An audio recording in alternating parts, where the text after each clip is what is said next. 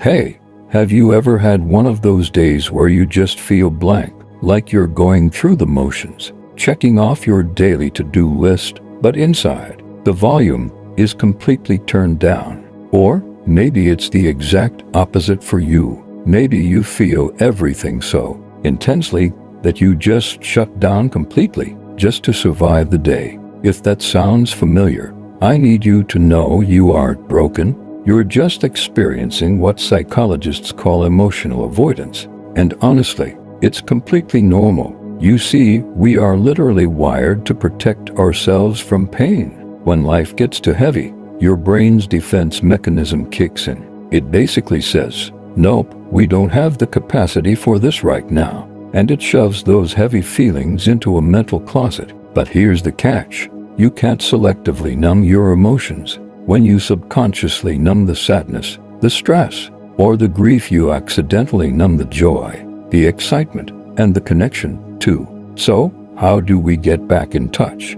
How do we actually feel our emotions without getting completely swept away by them? First, we use a simple psychology trick. It's called name it to tame it. Right now, take a breath. What is the exact emotion you're having? Don't just say bad or stressed. Get highly specific. Is it resentment? Is it exhaustion? Is it feeling misunderstood? Just by labeling the exact emotion, you move your brain's activity away from the panic center, your amygdala, and push it into your prefrontal cortex, the logical part of your brain. You literally take your power back just by calling the feeling by its actual name. Second, you need to drop into your body. Emotions aren't just thoughts floating in your head.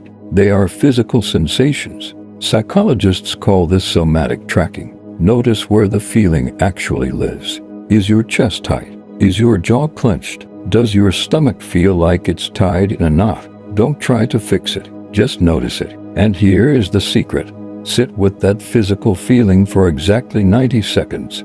Brain research shows that it takes exactly 90 seconds for an emotional chemical response to flush through your nervous system. If you can wait out that minute and a half without fighting it, the wave will pass. Reconnecting with your emotions isn't about being happy all the time. It's about being whole. It's about giving yourself permission to be a messy, complicated human being. Try this tonight. Just give yourself 5 minutes. If this hit home for you, hit the like button and subscribe. We talk a lot about making sense of our minds here. Until next time, take care of yourself.